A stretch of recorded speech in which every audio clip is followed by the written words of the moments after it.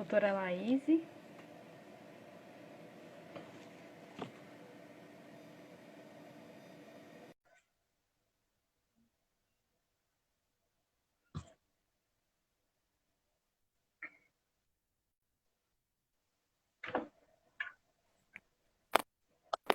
Boa tarde. Boa, Boa noite, boa aliás. noite, né, já. Já o tempo voa. Ai, Peraí, tô só ajustando aqui. Tá dando para me ver bem aí? sim, também me vendo e me ouvindo bem? Estou, Então tá bom. estou. Gente, boa noite. Como vocês têm acompanhado aqui nas últimas semanas, eu tenho feito nesse mês de agosto, né, em razão de ser o mês Agosto Lilás, que a gente fala de conscientização contra a violência doméstica e familiar, uma série de lives com alguns convidados para a gente discutir um pouquinho sobre esse assunto. Para quem não me conhece, meu nome é Betânia, sou advogada, sou pós-graduanda em Direito das Mulheres e especialista em Ciências Criminais. E hoje eu convidei a doutora Laíse, de Contagem, que é delegada de polícia, para a gente conversar um pouquinho sobre como denunciar a violência. Se quiser se apresentar, complementar mais alguma coisa aí, doutora, antes de a gente passar para os nossos tópicos. Boa noite. Meu nome é Laís Rodrigues. Estou como delegada de polícia no estado de Minas Gerais. Já tem 10 anos que eu atuo na área. Entrei na instituição por prazer, por amor, e me identifiquei muito com a área de violência doméstica contra a mulher. Desde que eu iniciei a minha carreira, eu trabalho com a Lei Maria da Penha, a Lei 11.340, eu lido com crimes sexuais. Trabalhei no interior, onde nem existia uma unidade específica. Depois vim para Contagem, onde eu já estou 7 anos à frente da delegacia especializada. E quando você milita na área, você se especializa, você a cada dia está aprendendo um pouquinho mais, capacitando seus profissionais, e isso valoriza o nosso trabalho prestado. Então, eu estou aqui em Contagem, à frente de uma unidade policial. Muito bom. Parabéns pelo trabalho, doutora. Para a gente Obrigada. começar, eu acho que seria importante, né, a gente apresentar para o pessoal que está nos acompanhando, porque nem todo mundo conhece quais são todos os tipos de violência doméstica e familiar. Vem só aquele hematoma, né, aquela violência que deixa marcas, mas não sabe que a gente tem outros tipos de violência. Com certeza. E é importante a gente dizer, porque quando a gente fala de violência contra a mulher, ela está muito associada à violência física. Sim, E a Lei 11.340, ela trouxe um rol de violências, num rol exemplificativo, porque aí ela cita violência física, psicológica, violência moral, violência sexual e violência patrimonial. São um rol exemplificativo, onde que cada uma delas a gente enquadra uma tipificação do Código Penal. A violência física, que normalmente é a lesão corporal ou a vias de fato. A violência psicológica, que na maioria das vezes se enquadra o artigo 147 do Código Penal, que é a ameaça. A violência moral, que aí a gente tem os crimes contra a honra, injúria, calúnia e difamação. A violência sexual, que aí a gente tem o estupro e outros crimes do rol dos crimes sexuais que podem se enquadrar ali sim. E a violência patrimonial, que a violência patrimonial ainda é pouco discutida, vamos dizer assim, mas a partir do momento que o companheiro, o agressor, namorado, ele retém bens, ele destrói aparelho celular, que aí entraria no dano, ele subtrai o próprio dinheiro da vítima para tirar o poder financeiro dela, seria um furto ou um roubo. Ele arromba a porta da residência da vítima com o intuito de violação de domicílio. Então, tudo isso entra na violência patrimonial.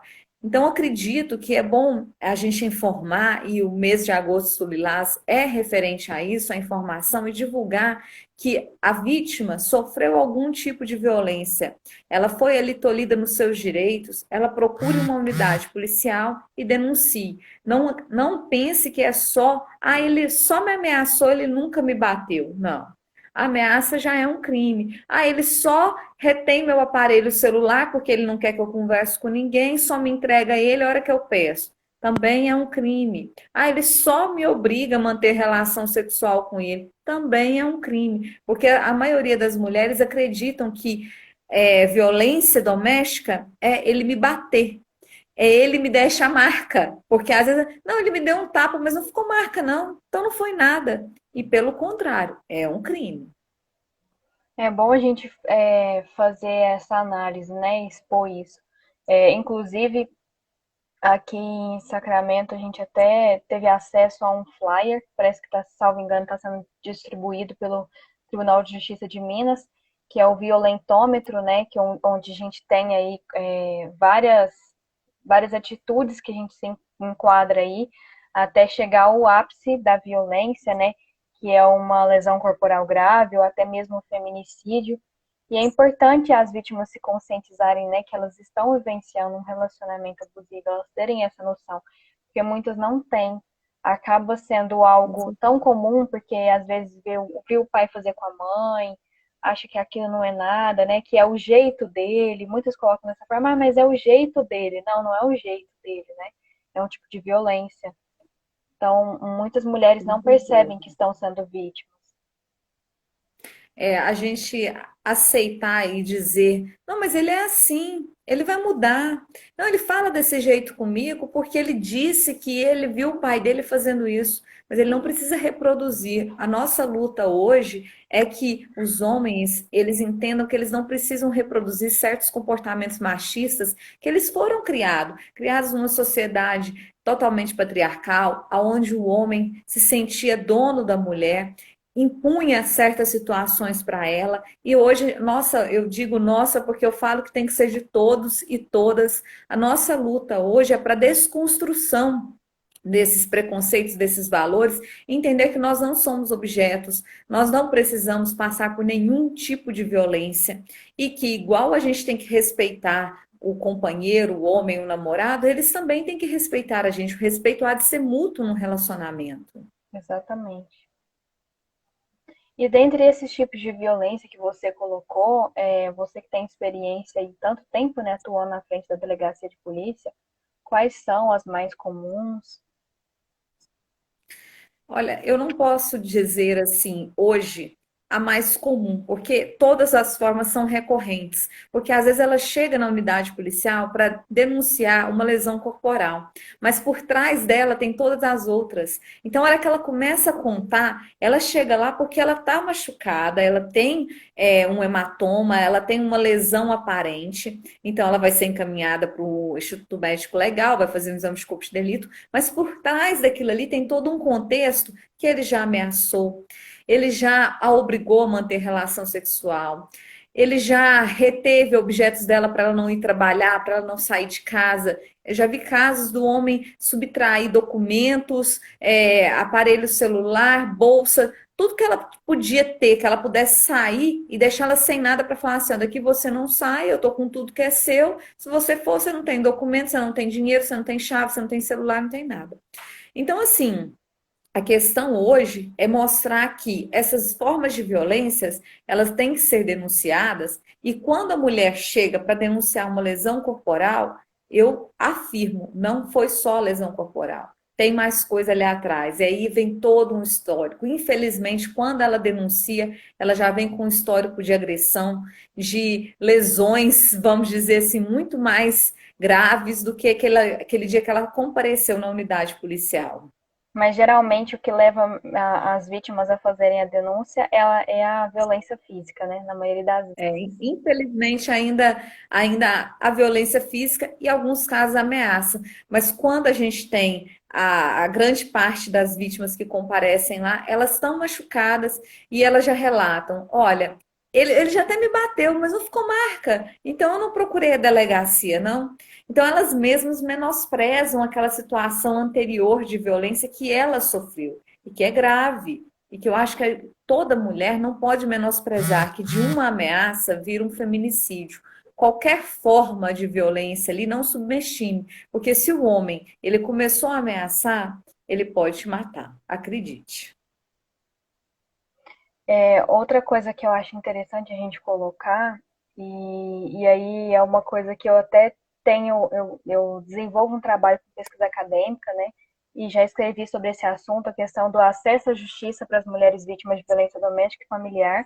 E nessa minha pesquisa, uma coisa que eu vi, eu acho que é um trabalho que precisa realmente ser melhorado aqui no Brasil, que é essa rede, né, multissetorial e de atendimento, né, integrar mais todos os órgãos, Polícia Civil, Polícia Militar, Poder Judiciário, porque muitas mulheres acabam criando uma certa descrença, né, contra o sistema de justiça criminal por conta da morosidade, por conta da impunidade, né, que elas veem nesses casos de violência doméstica e familiar, né?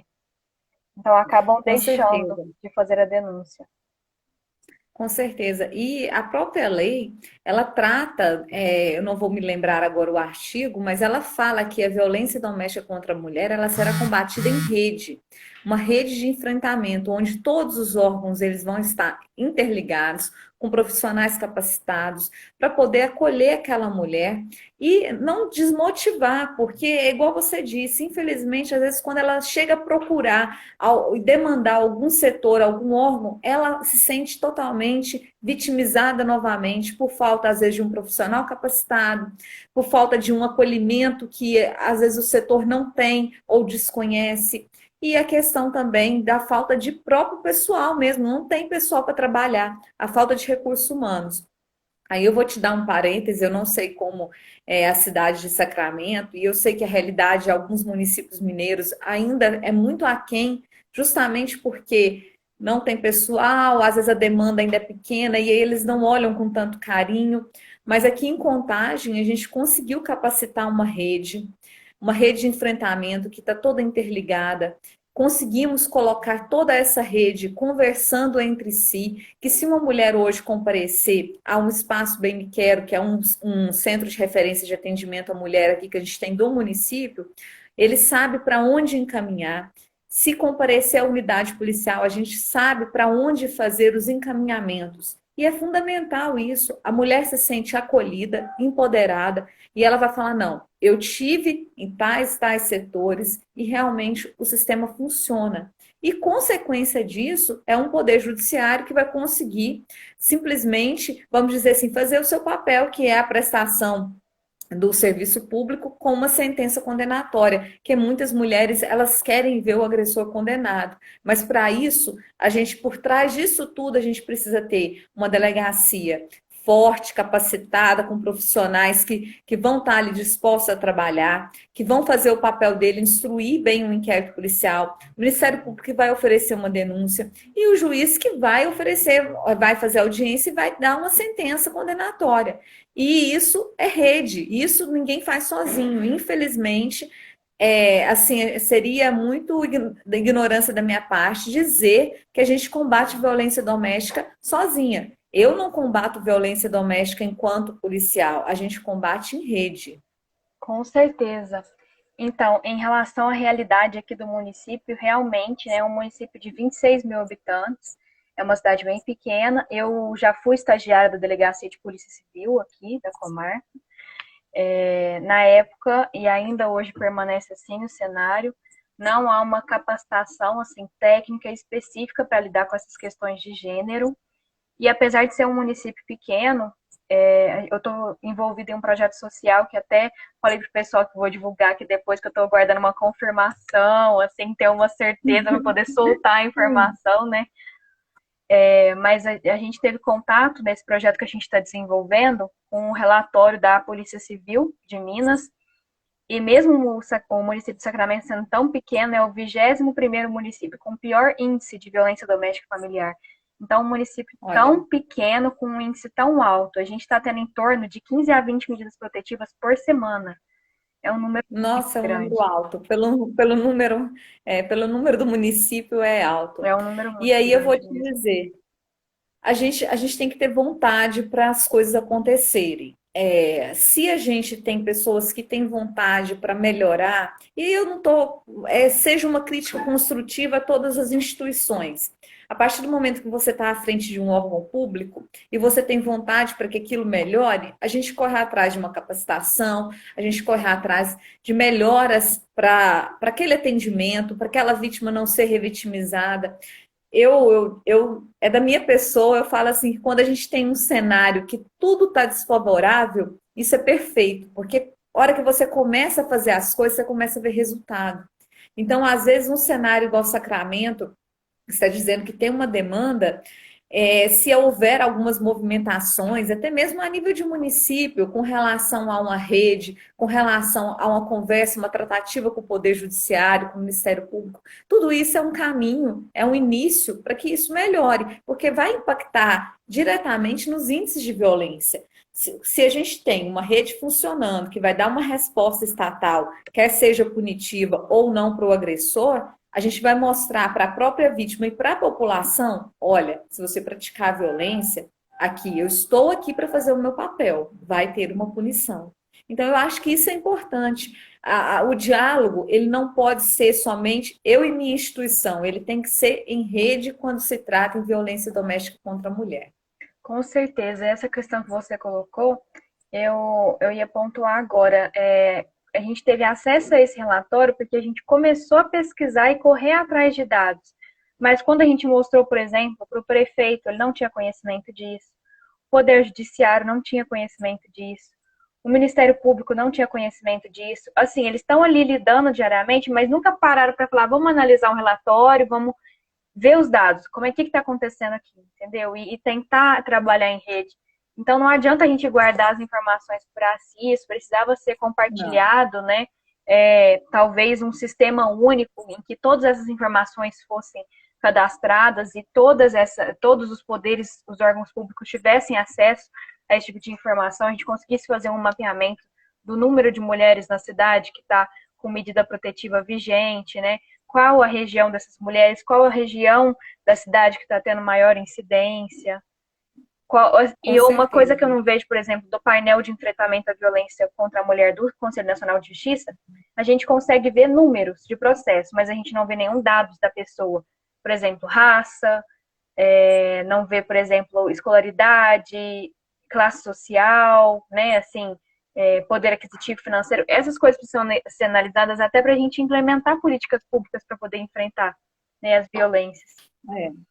E aí eu vou te dar dois parênteses. Um é com relação a você mostrar que a demanda existe, e aqui em Contagem a gente teve um ponto positivo, e eu estou te contando porque a rede se movimentou, a rede estava fortalecida, e demandamos uma vara especializada para violência doméstica contra a mulher junto ao Tribunal de Justiça. E isso foi uma conquista, porque a gente tinha números, a gente tinha dados, enquanto Polícia Civil, enquanto município. Então a gente chegou lá e falou assim: olha, nossos dados são esses, a gente tem demanda para que tenha uma vara especializada para tratar neste assunto específico. Então foi um ponto positivo, nós conseguimos a vara. E a segunda questão que você estava dizendo, a questão é que a gente, às vezes, quando a gente pensa em violência doméstica, é igual eu disse, o pensamento micro, ele não resolve, ele tem que ser um pensamento macro. E a Polícia Civil, e aí eu estou falando em nome da instituição nesse momento, ela criou alguns mecanismos, e o próprio o REDS, que é o Boletim de Ocorrência Eletrônico nosso, ele tem essas questões que você colocou, de raça, de escolaridade, mas muitas vezes o profissional que está ali preenchendo, quem está fomentando os dados, não preenche. Então, são informações importantíssimas. Até a questão de um boletim de ocorrência colocar trata-se de violência doméstica contra mulheres, passou a ser obrigatório desde, salvo o melhor juízo, 2012, 2013, para a gente poder fazer essa estatística. Então, coloca-se que é violência doméstica contra a mulher, mas a gente tem que buscar qualificar quem está registrando esse boletim de ocorrência para sempre colocar raça, escolaridade, todos os dados que estão ali. Quanto mais informação, o maior número de dados que a gente vai ter para ter estatísticas. Infelizmente, quando a gente fala em uso de dados, em banco de informações, se a gente não alimenta ele, a gente não tem como nem argumentar. E hoje a gente precisa de quê? De dados. Se eu estou fazendo uma pesquisa, se eu não tenho dados, como que eu vou fomentar minha pesquisa? Exatamente. E até com esses dados em mãos, né, que a gente consegue, por exemplo, trazer algum recurso financeiro para a cidade, né, desenvolver um projeto para a gente mudar a realidade. Então, esses dados são Com importantes certeza. para isso também. E eu Com queria que você certeza. falasse um pouquinho agora, já que o nosso tema é esse, né, como denunciar, quais são os canais de denúncia, se nesse período da pandemia a gente teve a implementação de algum outro canal para poder facilitar as denúncias por essas vítimas. Olha, os canais de denúncia para violência doméstica contra a mulher, o 180 é o mais divulgado, porque é um disque denúncia a nível nacional. Ele foi criado como uma base para a mulher poder ligar e denunciar, mesmo que de forma anônima, uma forma de violência doméstica contra a mulher. Ela está sendo violentada, ela liga 180, vai ter uma pessoa que vai colher todos os dados, e, se possível, quanto mais dados a mulher tiver, de endereço, nome, porque tudo isso depois precisa ser investigado. Se eu tenho dados imprecisos ou não tenho dados, isso dificulta a investigação da Polícia Civil ou da Polícia Militar, que às vezes vai tomar conhecimento de ir atrás. Então, eu preciso de dados no 180. Quanto maior o número de dados, e é uma forma divulgada nacionalmente. Tirando o 180, e a gente vai falar a nível de Minas Gerais, aqui em Minas foi criado o registro eletrônico, que é o boletim de ocorrência, que é o REDS, mas ele é feito de forma eletrônica, que pode ser feito pela Polícia Militar ou pela Polícia Civil. A Polícia Militar, ao tomar conhecimento de qualquer fato e estando em situação de flagrante delito, ou a questão de ligar, a vítima está sendo ameaçada ali, às vezes não conseguiu proceder à prisão em flagrante delito do agressor, mas ligou para a Polícia Militar, ela é acionada, ela é obrigada a fazer o boletim de ocorrência. Então, essa é uma forma, a Polícia Militar, quando enseja um flagrante delito ou quando a vítima aciona, faz um boletim de ocorrência, é uma forma de denúncia. A Polícia Civil, aonde que ela pode comparecer em qualquer unidade da Polícia Civil. E eu digo qualquer, porque não é porque é violência doméstica eu tenho que necessariamente fazer o boletim de ocorrência numa unidade especializada. Preferencialmente, sim. Por quê? Porque já fica mais fácil, ela já está ali, ela vai ter todo aquele atendimento diferenciado. Então, se possível, numa unidade especializada. Mas não, eu moro muito longe, eu não tenho como me deslocar, faça em qualquer outra unidade. O boletim de ocorrência, como eu disse, ele é eletrônico, ele vai migrar para a unidade correspondente para apuração. Fato é, registrou o boletim de ocorrência, ele que vai dar base para a autoridade policial instaurar um inquérito policial para poder investigar, seja ele por portaria, seja ele por auto de prisão em flagrante delito. Em Minas Gerais, a gente teve o avanço que é o boletim eletrônico, e aí a gente vai entrar na situação da pandemia. Com essa situação, a dificuldade da vítima sair de casa, muitas vezes ela está ali refém do próprio agressor, que também está dentro de casa. O boletim de ocorrência pode ser feito de forma virtual, inclusive a questão do descumprimento de medida protetiva. E criou-se também um aplicativo que chama MG Mulher, como forma também de agregar ali a proteção a essa mulher. Então, são coisas assim interessantes, positivas, que o Estado de Minas buscou, colocou em prática para combater a violência doméstica contra a mulher. Eu acredito que, assim, eu não sei outros estados, a realidade de outros estados, às vezes alguém está participando da nossa live, se quiser manifestar, mas aqui em Minas a gente tem um avanço nesse sentido, da vítima poder fazer o boletim virtual e o aplicativo.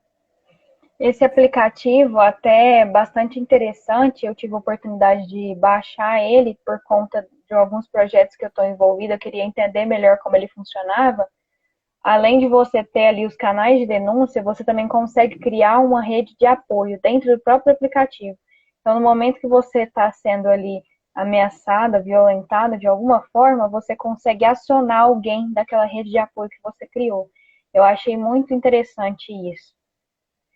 E eu hoje, por coincidência, eu li um post no Instagram, até eu não vou me lembrar o nome, me perdoe, mas falando de rede de apoio e a importância disso, da mulher ela ter uma rede de apoio, ela ter pessoas ali que ela possa confiar e contar, porque muitas vezes vai ser essa pessoa que vai conseguir empoderar a mulher a ela denunciar, vai levar ela na delegacia para fazer o boletim de ocorrência, porque quando ela está sozinha, muitas vezes é a grande maioria dos casos, ela parece que ela não consegue, ela tem medo, ela não quer ir, ela acredita que aquilo ali pode não ser a solução, mas quando ela tem alguém ali para incentivá-la e mostrar, olha, não precisa passar por isso, você não precisa ser vítima de violência, eu vou com você, eu estou com você, isso é muito importante. Então eu li um post hoje por coincidência falando dessa rede de apoio.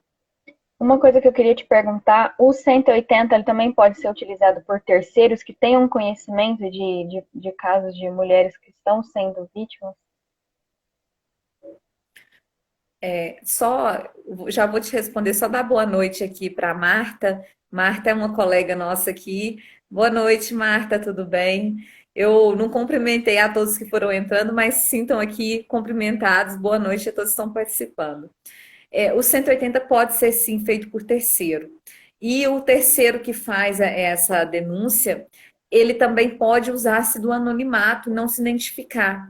É uma forma que existe e a gente tem que investigar, porque muitas vezes a pessoa que está denunciando, ela sabe até muito mais, vamos dizer assim, do que a própria polícia vai chegar a ter conhecimento, porque ela está convivendo, ela está vendo. Um vizinho, ele sabe muito mais a realidade de um casal que está passando por violência do que a vítima, porque às vezes ela vai se omitir em algumas situações, ela não vai querer contar tudo, e tem casos assim. Às vezes ela começa a contar, e aí você vê, ela conta até aqui, mas depois ela parece que ela fica com medo. Ela acha que aquele ponto ali é mais grave, então ela vai prejudicar demais o agressor, então ela não conta. Então é complicado.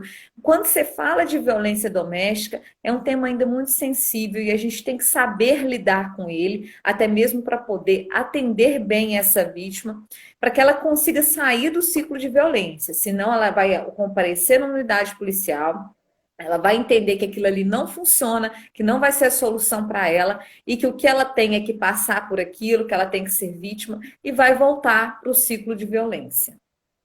Outro canal de denúncia, além desses que você falou, que está sendo muito utilizado também, e até parabenizo, tive a oportunidade de assistir uma live dela recente, que é a Luísa Trajano, né, dona do Magazine Luiza, dentro do aplicativo Magalu, no menu ali onde você tem os meus pedidos, as compras, tudo ali certinho, tem um menu escrito violência doméstica e familiar. E aí é bem interessante a forma como eles dispuseram e organizaram o menu, que se o agressor estiver próximo, ele nem consegue identificar que ela está denunciando. Porque eles colocaram, se você, tipo um desenho de um livro, se você está sendo vítima, não sei o que, clique aqui. Se você quer fazer, está sendo vítima e quer ser quer fazer uma ligação, a denúncia via 180, aí eles vão colocando vários, como se fossem produtos mesmo, que a vítima estaria clicando, para poder até despistar o agressor que está ali próximo e está vendo ela mexer no celular para poder facilitar a denúncia. Eu achei muito interessante também o Magazine Luiza engajar nessa iniciativa. E é muito interessante mesmo, porque eu vou te confessar que é uma coisa que eu não tinha conhecimento. E eu tenho o aplicativo, não tive a curiosidade de olhar. Eu tenho ele baixado no eu tenho ele no meu celular instalado, mas eu não tive curiosidade ainda de olhar. Mas tá vendo? A troca de conhecimento é válida, então é mais uma forma que eu acho interessante para a gente poder divulgar. Porque toda forma que a gente tem conhecimento, que a gente começa a divulgar, a gente está sendo multiplicador. E ser multiplicador de boas ideias, de coisas boas, isso é muito importante. Com certeza. Inclusive, de acordo com os dados que eles coletaram, né, dentro do aplicativo, no período de pandemia, numa notícia já mais recente, divulgada, houve um aumento de 400% de denúncias nesse período da pandemia.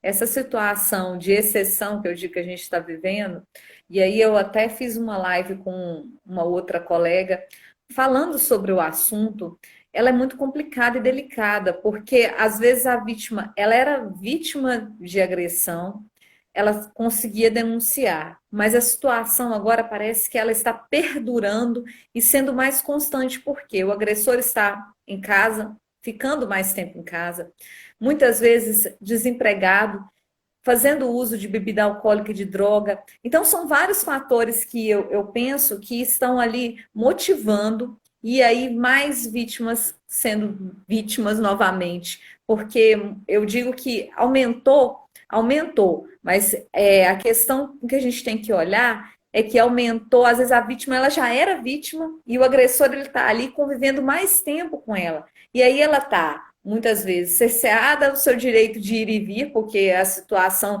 que ela está convivendo ali, se sentindo impotente sem ter como denunciar, e aí a gente vale ressaltar que o serviço de segurança pública ele é essencial, a gente não para, então a unidade policial ela está em funcionamento, mesmo às vezes com a equipe reduzida em algumas cidades, mas ela está em funcionamento. E aí veio os mecanismos digitais para que ela denuncie. E aí você está comentando aí mais um que é muito importante, eu achei interessantíssimo. A gente vai terminar a live aqui, eu vou dar uma olhada, que é no aplicativo do Magazine Luiza. Sim, achei muito interessante mesmo. E além desses mecanismos, eu queria acrescentar, inclusive fiz um post hoje no meu Instagram, a doutora Laís até compartilhou. Aqui em Sacramento, a gente organizou, na verdade, é uma campanha que já vinha sendo divulgada em rede nacional, né, que é a campanha Sinal Vermelho, do Conselho Nacional de Justiça e da Associação de Magistrados do Brasil. E a Associação Comercial resolveu divulgar essa campanha aqui no município. Eu participei junto com os meninos do Interact, do Rotaract. A gente foi até cada uma das farmácias, eu, enquanto advogada, também recebemos um apoio muito bacana da Polícia Militar. O tenente aqui foi nos acompanhando com outro soldado, a gente fez a divulgação e depois eles complementaram falando como seria a atitude da polícia, porque muitos comerciantes ficavam com medo, às vezes, de sofrer uma certa represália, o município é pequeno, né, de depois o agressor ir lá naquela farmácia. Então, eles explicaram que a atitude não seria se deslocar até a farmácia, mas apenas que a farmácia coletasse os dados, que eles só iriam se deslocar até a farmácia se realmente tivesse acontecendo uma situação de flagrante ali dentro da farmácia, né? Se ela tivesse sendo agredida ou ameaçada naquele momento. E foi bem bacana que todas as farmácias do município aderiram. A gente fez um vídeo de divulgação, né, de várias mulheres aqui da cidade com o X vermelho na mão para poder alertar a população que a campanha também está acontecendo aqui. Então é mais um mecanismo de denúncia para essas vítimas. Com certeza. E é muito interessante aí a atitude, vamos dizer assim, de vários órgãos ali, mostrar para aquela pessoa que está ali atendendo que muitas vezes o que acontece é isso, a pessoa não quer se comprometer. Ela quer denunciar, mas ela tem medo, porque se eu colocar o meu rosto ali, o agressor ele vai saber que fui eu que denunciei, ele vai entender que sou eu a pessoa culpada por aquilo, pela prisão, pelo inquérito, ele não entende que é ele que está agredindo. Exatamente. Ele E com essa visão que ele tem, o que ele vai fazer? Ele simplesmente vai começar a perseguir, a ameaçar essa terceira pessoa. E isso é muito interessante. Sim, Eu acho que é válido. E a gente tem todo esse cuidado também quando a gente recebe terceiro que quer fazer denúncia na unidade policial, porque se a gente não tiver essa cautela, a pessoa também não colabora, ela não ajuda. E é fundamental, as pessoas têm que entender que se elas querem uma cidade mais segura, se elas exigem segurança, elas têm que entender que elas fazem parte desse sistema. Então, uma vez que ela está ali presenciando um crime, e que ela tem conhecimento, se ela não se presta no dever de cidadão de noticiar, ela não pode cobrar o dia que acontecer com ela. Porque aí eu estou dando um parêntese na nossa live, mostrando que é importantíssimo, gente. Às vezes a pessoa fala assim, mas eu não quero me envolver, eu não quero ser testemunha.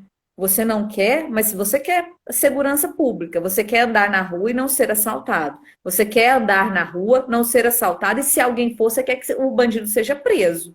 Então, se a gente não tiver esse papel do cidadão conscientizar que ele tem que denunciar também, a gente não pode cobrar. Exatamente, acho que você colocou perfeitamente. Acho que nesse caso até a gente se compara um pouco com a política, né? Às vezes a gente fala que quer representantes mais idôneos, né? Que não fazem atos de corrupção e tal, mas aí a gente não se presta também a ouvir propostas, a realmente entender o trabalho do outro, né? Com Então, certeza. enquanto cidadãos, nosso papel é esse, noticiar mesmo a ocorrência de crimes e colaborar. Porque se a gente não colaborar, a gente também não pode cobrar realmente um ambiente mais seguro, né, com menor índice de violência e criminalidade. E eu acredito que isso é igual você está dizendo, é na segurança pública, é na política. Uma vez que você está exercendo o seu direito de cidadania, se você usa mal esse direito, aí você vai ter reflexos disso e todas as consequências. Porque quando a gente fala que eu não gosto de política, eu não me envolvo com polícia, você está se omitindo em dois setores que você precisa. Necessariamente, uma vez na vida você vai fazer uso deles. Quer seja porque você foi vítima, quer seja porque você vai precisar fazer um boletim de ocorrência de qualquer N fatos, de um furto, etc. E a política na questão das políticas públicas. Quando você vai demandar ou reclamar que não tem política pública eficiente, você tem que ver o reflexo disso lá atrás. Quem que está ali? Aonde que foi o poder do seu voto para refletir numa política pública eficiente? Porque os dois serviços são prestação de serviço público à comunidade, à população. Exatamente. É isso aí. Doutora, agora eu queria abrir, se você quiser colocar mais alguma Ah, coisa, tô acrescente. travando. Voltou? Voltou. Eu queria abrir para que você colocasse mais alguma coisa que você achar pertinente sobre esse assunto. Se alguém quiser também mandar alguma pergunta, eu estou repassando aqui o chat, mas ainda não tivemos perguntas. Se alguém quiser enviar alguma pergunta para a doutora Laís. Certo. Primeiro, Betânia, eu queria te agradecer. Igual eu falo, a situação de exceção que a gente está vivendo, de pandemia, a gente tem que olhar o lado positivo. Eu ter contato com várias pessoas que eu acho que eu nunca poderia ter se não fosse essa situação. Você está em Sacramento, é uma cidade que eu não conheço. Não, não é sul de Minas, não. Fica perto de É onde, próximo de Sacramento? Uberaba, Uberlândia. Ah, sim, é. Perto de Araxá. Sim, perto de Araçá. Então, eu conheço Araxá, mas é essa parte aí, É, embora a minha cidade natal, a nossa delegacia regional, inclusive, é Araxá. embora a minha cidade natal seja perto do Triângulo Mineiro, mas eu não cheguei a conhecer essa parte. Então, assim, está oportunizando a gente conversar com pessoas que até então eu acho que eu não teria oportunidade. Eu registro o convite que você me fez, eu fico muito feliz, porque toda vez que a gente pode informar a população, em cada um que entrou aqui puder multiplicar isso, repassar que a gente não precisa ser vítima de violência, que a gente tem que denunciar, empoderar outras mulheres, mostrar que o caminho é se livrar.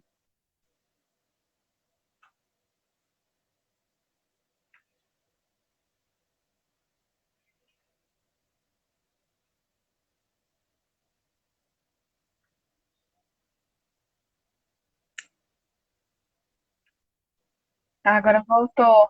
Agora sim. É, tinha É, uma travadinha e voltou. eu acredito que, embora nossas realidades de municípios sejam bem diferentes, a gente tem que pensar que políticas públicas para as mulheres, enfrentamento de violência doméstica para a mulher, independente do tamanho do município, vamos dizer, da demanda que a gente tem, ela tem que ser implementada, porque sempre vai ter uma mulher que vai estar precisando de nós, que vai estar precisando de lutar e defender a outra, empoderar a outra. Então, eu acho que isso é muito importante.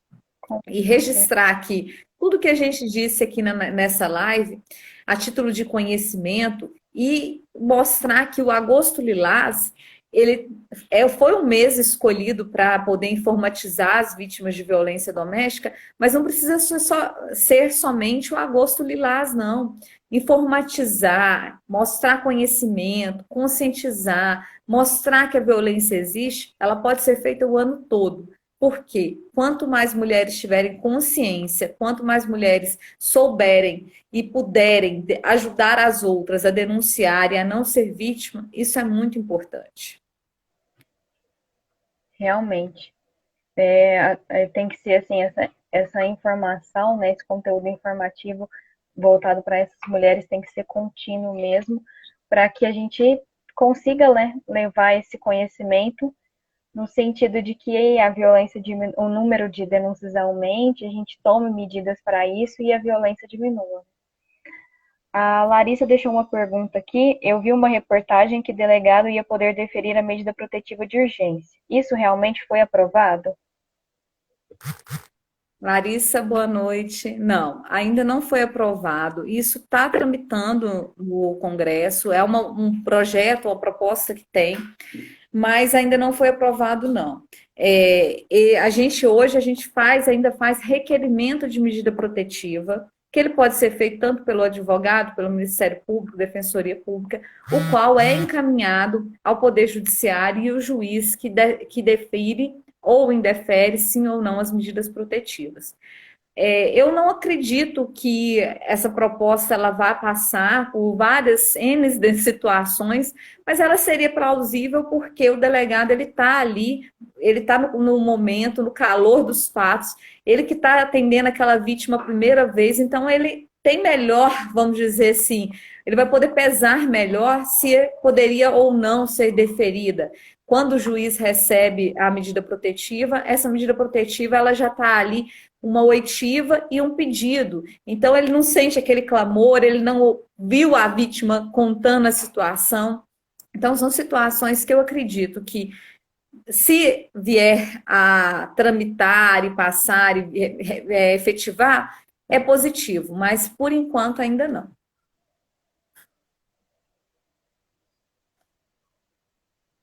Vamos ver. Em relação ao afastamento do domicílio, nem essa medida protetiva? Não, porque, como Não, eu não tinha tido disse, uma mudança legislativa recente em relação a essa questão da medida protetiva? não, a alteração que teve eu acredito que a gente está falando de coisas distintas. O afastamento, eu entendo que é só o juiz que ele dá o afastamento. Quando é a questão que é de flagrante, às vezes, né, na situação do flagrante, o juiz já pode deferir. Pelo menos aqui em Contagem, aí eu vou deixar um parênteses, aqui em Contagem eu não tenho conhecimento ainda. Se ela está existindo, vamos dizer assim, aqui eu ainda não sei. Eu estou afastada da unidade por descompatibilização, então não posso te afirmar direitinho. Mas essa questão, igual estou te dizendo, está tramitando. O delegado, até onde eu sei, ele não pode ainda deferir medida protetiva. Uhum. É um projeto, é uma proposta. Certo. Bom, gente, como a gente combinou aqui mais ou menos o tempo da live, né, para não ultrapassar também muito aí, a doutora imagina também que tem outros compromissos, eu gostaria de agradecê-la, agradecer a todos que nos assistiram. Eu fico à disposição para algum esclarecimento de dúvidas, acredito que a doutora Laísa também se disponha, né? Qualquer questionamento que vocês tiverem, podem entrar em contato no direct. E vamos ter mais uma live na semana que vem com uma psicóloga que vai falar sobre a questão da saúde mental das mulheres vítimas de violência doméstica e familiar. Também vai ser muito interessante. Então, já aproveito a oportunidade para convidar todo mundo. Que é fundamental. Eu quero agradecer a todos que entraram aqui, o nosso deputado Rafael Martins, a Deise que entrou, precisamos juntas trabalhar para mudar as políticas públicas. Obrigada, Nicole, Larissa, Flávio Grossi, a Joana, obrigada, Joana. Viva o poder da competência feminina e todos os demais. Acredito que essa live ela tem esse poder informativo da gente conseguir alcançar o maior número de pessoas para poder informar sobre a Lei Maria da Penha. Espero que essa forma de conhecimento ela não acabe. Agosto acabou a situação, ninguém mais fala disso, ela tem que ser constante. E Betânia, muito obrigada pelo convite. Eu registro aqui que eu estou à disposição. Se puderem me seguir nas redes sociais, é Laís_Contagem, o Instagram, @Laís_Contagem. Meu Facebook é Laís Rodrigues. E eu estou à disposição, qualquer dúvida, se quiser me mandar no direct, eu respondo com muito carinho. Eu acredito que a gente precisa dar atenção a essa causa e cada vez mais empoderar as mulheres. Com certeza.